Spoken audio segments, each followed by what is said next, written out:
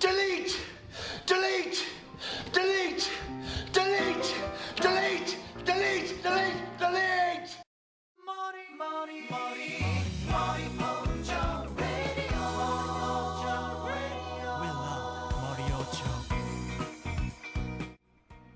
What is going on, everybody? Welcome back to another video, and yes, I am taking Icy Rhythms, or what people now call him, Failed to Listen's line, not because I have to, but because I want to.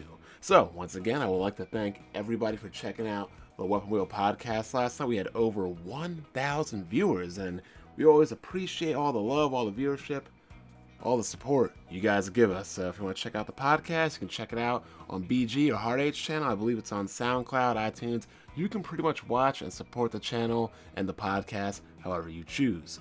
So, on to today's video. We're going to be talking about the downward incline of Nintendo. If you don't know what a downward incline is, well, it's an inside joke. Somebody in the comment section will explain it to you. So, let's start at the very beginning with the family computer, the Nintendo Entertainment System, selling 62 million units of hardware and 500 million units of software. This was the beginning of Nintendo. And going into the next generation with the Super Family computer, the Super Nintendo Entertainment System, I don't ever remember anybody ever knew calling it the SNES, but we have a slight drop off of 11 million units in hardware, totaling to 49 million units, and then over a drop off of 120 million units of software down to about 380. This is where the downcline begins, because Sega entered the fray and brought in competition, and competition is what? Competition is good. So, the 3D generation with the N64, we are now down to 33 million units of hardware and 225 million units of software. So that is a drop off of about 20 million units of hardware and about 150 million units of software, people. But you know what? The decline keeps getting worse, because after Sega came Sony, and with Sony came more competition, and competition is what?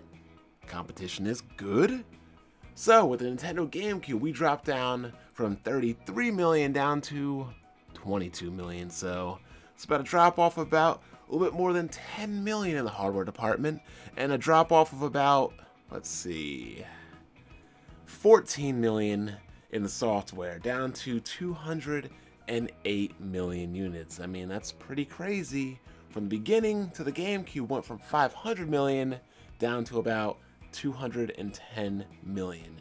So, as far as the handheld sector goes, the Game Boy, an astonishing roughly around 120 million units of hardware with about 500 million units of software.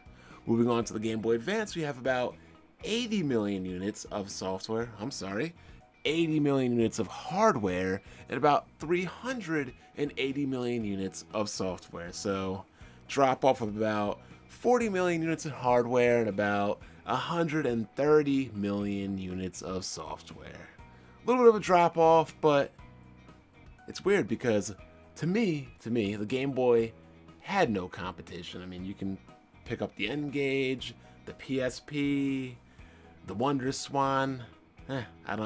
Competition isn't good. Competition is nada. So, maybe that's why Nintendo decided they wanted to rebrand and go with the DS, because the DS rebounded huge. 154 million units of hardware and 948 million units of software. That is about double of the Game Boy Advance in hardware and almost triple the Game Boy Advance in software. The DS was a huge hit. Nobody can deny that. I freaking love the DS. Software out the ass, software everywhere, all kinds of games, especially Japanese RPGs, and you know I like those. But something happened. Moving on over to the 3DS, the hardware is only sitting at 62 million, which is half, hell, less than half of the 3DS, and the software, which I've stated over and over and over again, does not have very good third-party support, how all these liars and frauds claim. I mean, a simple look at the software numbers will tell you that the 3DS third-party support is nothing compared to that of the DS. 293 million compared to 948 million units of software sold. That is a lot more sold on the DS compared to the 3DS. And why is that? Because a lot more games came out on the DS compared to that of the 3DS. Then you have to factor in that the hardware on the 3DS sold less than half of what it did on the DS. I mean, people, it's a downward incline.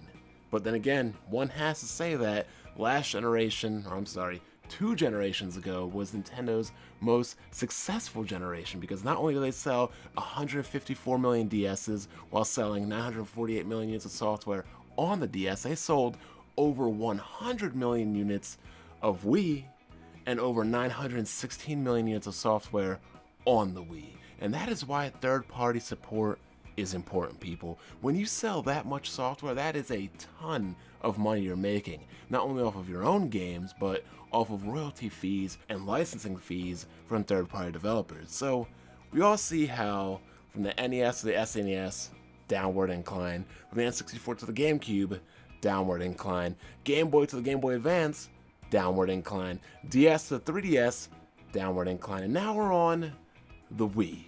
The Wii and the Wii U, and yes, just like typical traditional Nintendo, a downward incline. We went from 101 million units of the Wii down to 13 million units of the Wii U. The Wii U is the biggest disaster in the history of Nintendo. 13% of the Wii. I mean, we're talking about a drop-off of 87 million units, people. And let's not even talk about software. 916 million units of software down to 92 million. That is completely embarrassing. I mean, wow. I'm actually surprised that Nintendo didn't turn third party after the Wii U. The Wii U is a complete and utter disaster. I mean, 916 million units of software down to 92 million. That is terrible, people. It's about 800 million units of software and a little bit of change difference. I mean, even if you take the original Nintendo when gaming was in its infancy, or even the Super Nintendo, or hell, even the GameCube, it sold less than half of what the GameCube sold, and the GameCube was considered a disaster in third-party support and software sales. So, who's to say that the Nintendo Switch won't change things? I mean, could the Switch be the next DS from the Game Boy? Could it be the next Wii from the GameCube? Or could it continue going where Nintendo consoles and platforms typically go? Downhill. Down to the ground. Because if history continues to repeat itself, well, Nintendo's not going to have another console. They're not going to have another handheld. They're not going to have another platform. So when you people say that third-party support isn't important, well, you better wake up, because when you look at the most popular and successful Nintendo consoles and handhelds on this chart, they all have one thing in common. They sell software. They sell games. And when you sell software and games, your console lives. Your handheld lives. Because when you don't sell software, when you don't sell games, when you don't collect all those licensing and royalty fees, well, your console's not profitable. And if you don't have a profitable console, well, it dies. Hence the reason why third-party support is none other than the lifeblood of any gaming platform.